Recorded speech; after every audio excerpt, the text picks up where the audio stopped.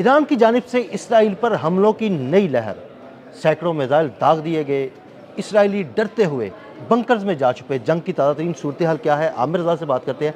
आमिर भाई, सैकड़ों मिसाइल दागे गए हैं, इसराइली यहूदी जो हैं वो बंकरों में छुपे हुए हैं, ताज़ा तरीन सूरत हाल क्या है? और जब आप मेरी तरफ इस तरह करते हैं तो मुझे आता है कि मैं डोनाल्ड ट्रंप की तरफ इस तरह करूं, जो ये कह रहा है कि मैंने ईरानी मिसाइल बैटरीज जो हैं ख़त्म कर दी हैं, मैंने ईरानी जो बैलिस्टिक मिसाइल प्रोग्राम है उसको ख़त्म कर दिया है, अब ईरान जो है वो उसके पास मिसाइल्स नहीं है। तो ये मिसाइल्स भाईजान क्या अमेरिका से आ रहे हैं? ये कहाँ से, आसमान से उतर रहे हैं?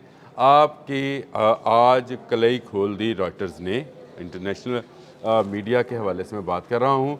रॉयटर्स ने लिखा कि न्यू वेव, ये 18वीं लहर है जो कि उठाई गई है इजराइल के ऊपर, और यहूदियों को ट्यूब नुमा बंकर्स में पनाह लेने पर मजबूर कर दिया है ईरान। बंकर्स इतने छोटे बंकर्स हैं कि उसमें खड़ा भी नहीं हुआ जा सकता। हाँ बिल्कुल, वो अगर आप फोटो लगा सके तो ज़रूर लगाइएगा। वो इस तरह से खड़े हो सकते हैं, पूरा खड़ा भी नहीं हो सकता, बैठ सकते हैं, और वहाँ पर उनको रखा जा रहा है। लाखों यहूदी इस वक्त इस गटरनुमा, मैं तो गटर कहूँगा, जब ये अंदर गंदगी अंदर, जी जी, ये गंदगी अंदर है तो गटर ही है ये, इस गटरनुमा ट्यूब्स के अंदर जो है फंसे पड़े हैं, और इस पर ईरान जो है अपने मिसाइल्स फायर कर रहा है। मेरे पास एक वीडियो ईरान के मिसाइल्स की भी है जो वो फायरिंग हो रही है, जो उसने कल रात जारी की है। उसकी अगर तस्वीर हम निकाल सकें तो उसको ज़रूर निकालना चाहिए। लेकिन ये बात हकीकत है कि ईरान जो है वो नए हमले, ताज़ा तरीन हमले किए हैं। वो मिसाइल कहाँ से निकलता है एकदम पता ही नहीं लगता, ज़मीन से निकलता है और एकदम जो है वो तबाही मचाने के लिए चला जाता है। देखिए इस वक्त भी जंग पूरे ज़ोरों पे है। जंग बिल्कुल जिस तरह से मीडिया हमें दिखा रहा है वक्फे से, वैसी जंग नहीं है। जंग में कल रात का दिन बहुत अहम गुजरा है और बहुत ही हमले हुए हैं ईरान के ऊपर। फ़ज़ाई हमले भी हुए हैं, मिसाइल हमले भी हुए हैं, लेकिन उसका जवाब तुर्की बतुर्की, जिसको हम अपनी ज़ुबान में कहते हैं, या टिट फॉर टैट की तरह से जो है, अगर अंग्रेज़ी में कहें तो, ईरान ने भी दिया है। और ईरान ने नई एक मिसाइल्स की लहर जो है वो गिराई है। एक नई बिजली जो है, ये कहना चाहिए, इसराइल पर गिराई है। और ये बिजली गिराने के बाद उनके तमाम लोग जो है बंकर्स में, कितनी हलाकतें हुई हैं, कितने यहूदी मारे गए, कितनी बिल्डिंग्स तबाह हुई, ये खबर जो है ये बाहर आने नहीं दी जा रही। आमिर, कंट्रोल्ड मीडिया है ना वो खबर। आमिर भाई, वहाँ पे तो यहाँ तक पाबंदी लगा दी गई है कि कोई भी वीडियो जो है ना वो बनाएगा और जारी करेगा तो उसे गिरफ्तार कर लिया जाएगा और उसको बाहर नहीं जाने दिया जाएगा। यानी उन्होंने अपने जो मोबाइल्स हैं वो कंपनी से कह दिया कि कोई वीडियो या कोई इस तरह की चीज़ जो है वो बाहर ना जाने पाए, डाटा जो है वो लीक ना होने पाए। लेकिन ये बात हकीकत है कि ईरान ने भरपूर जवाब कल रात में दिया है, मिसाइल्स की बारिश की है। और इस मिसाइल की बारिश की इंटरनेशनल मीडिया जो है, ना सिर्फ रॉयटर्स बता रहा है बल्कि BBC ने भी इसको रिपोर्ट किया है। और BBC ने भी कहा है कि नई मिसाइल की लहर जो है उसने इजराइल में अच्छी खासी तबाही मचाई है। और तबाही की खबरें इसलिए नहीं आती हैं कि ये वार ऑफ प्रोपोगंडा है। ईरान में होने वाली तबाही को छुपाया जा रहा है, इसी तरह से इजराइल में होने वाली तबाही को जो है वो भी छुपाया जा रहा है, ताकि ईरान की ताकत का लोगों को अंदाज़ा ना हो सके। तो ये एक वार ऑफ कंपेन भी इसको कह सकते हैं, वार ऑफ प्रोपोगंडा भी कह सकते हैं। लेकिन इंटरनेशनल मीडिया जो है इसको रिपोर्ट कर रहा है कि ईरान भरपूर जवाब दे रहा है। और ये जवाब वो दे रहा है डोनाल्ड ट्रंप को, जिसने ये कहा कि बैलिस्टिक मिसाइल जो है, कल ही उसका बयान था कि हमने बैलिस्टिक मिसाइल प्रोग्राम जो है और उसका जो है उसको ख़त्म कर दिया है, ड्रोन्स उसके ख़त्म कर दिए हैं। तो फिर ये कहाँ से क्या आ रहे हैं? एक ड्रोन हमला जो है कतर के एक ऑयल डिपो पर भी हुआ है। आज जिस वक्त मैं आपसे बात कर रहा हूँ 26 घंटे हो गए हैं, उसको बुझाया नहीं जा सका है, आज तक उसकी आग नहीं बुझी। ये वो ऑयल डिपो है जहाँ से अमरीकी बहरिया के लिए तेल जा रहा था, उस पर हमला किया गया।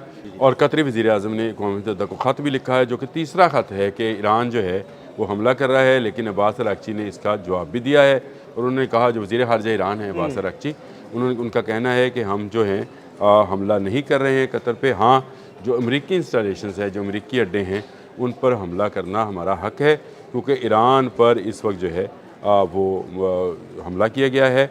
और ये हमला जो है वो उसका जवाब देना ईरान का हक़ बनता है। अगर हमला ना किया जाता तो ईरान किसी मुल्क पर हमला ना करता। इस वक्त पूरे मुत्तहिदा अरब अमारात में, पूरे कतर में, बहरीन में, ओमान में, कुवैत में, इराक़ में, आप जिस मर्ज़ी मुल्क का नाम लें, मनामा में तमाम ममालिक में एमरजेंसी नाफिज है, लोगों को बंकर्स में मुंतकिल या अंडरग्राउंड जो पार्किंग्स हैं उसमें मुंतकिल कुछ किया आपने गया कल है। तस्वीर भी यूज़ की और थी, यूज़ तो की थी। बिल्डिंग्स के बेसमेंट्स जो हैं वहाँ पर गद्दे गद्दे बिछा के बिछा लेटे हुए हैं। कर। और इसराइल की तो तस्वीर ही बहुत खौफनाक है, वो जो गटरनुमा पाइप के अंदर जो है फंसे हुए हैं यहूदी, उसको देखकर बस दिली सुकून भी हुआ कि चले कहीं तो ये फंसे। हाँ जी। और इनको फंसना चाहिए भी। ईरान के साथ जो जंग है ये तवील जंग होगी। इसमें हमें सबको, हम मुसलमानों को सब्र और तहम्मुल का मुजाहरा करते हुए देखना पड़ेगा कि ईरान जो है वो किस तरह से रिस्पॉन्ड करता है।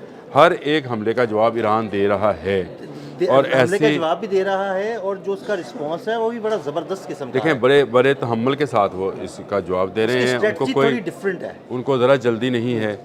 गो के आहिस्ता आहिस्ता जो है नज़र आना शुरू हो गया है कि शायद रशिया और चाइना जो है वो अपनी इंटेलिजेंस बेस जो है, डाटा जो है वो ईरान को फराहम कर रहे हैं।